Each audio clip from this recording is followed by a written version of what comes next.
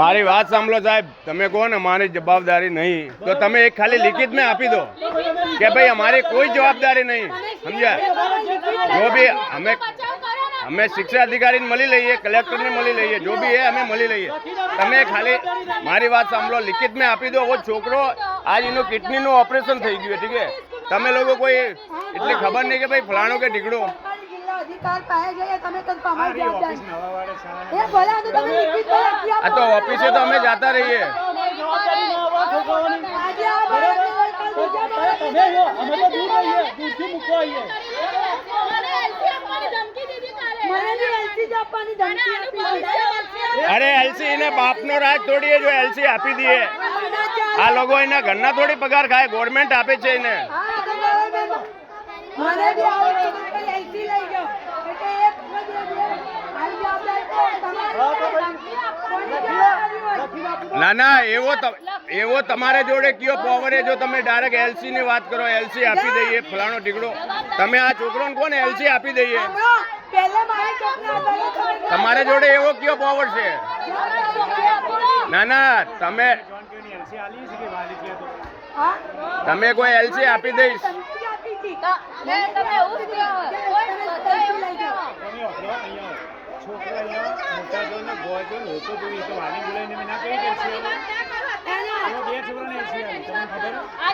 वो તમારી વાત સાચી છે, લેકિન તમે ખોટી ધમકી આલો છો ને.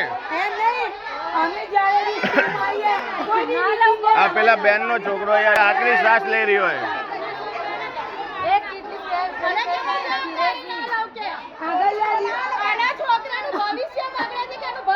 આપણે તો બીજાની વાત આજે કોઈ બી છોકરાને કાલ બીજા છોકરા ના થાય.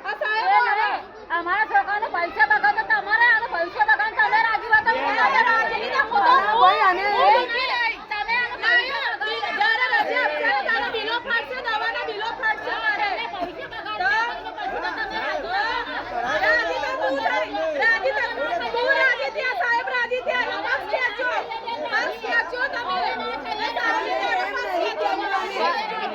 છોકરા વાગે કરતા તકલીફ તો થાય, એમાં મનમાં લાગી જ જાય બેન.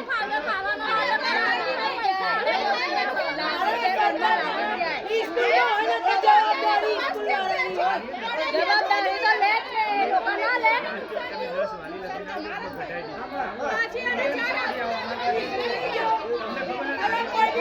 કોઈ બી મીટિંગ હોય તો સ્કૂલ વાળા શું કે અમારી જવાબદારી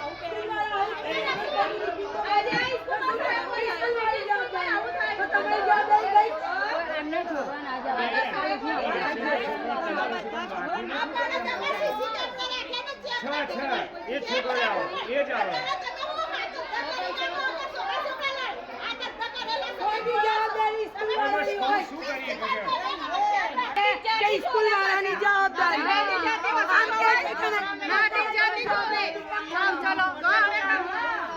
તમે આ એક શબ્દ એવું બોલો બીજી જાતિ, મેં કીધું કે જાતિ છે આવું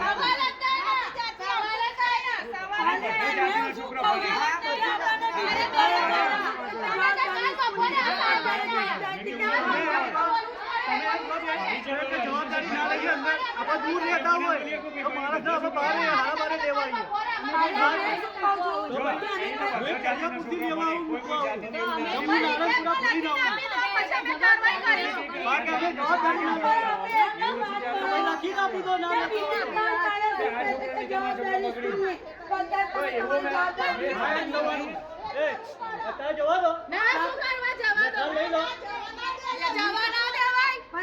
ભવિષ્ય સુધરે 6 મહિના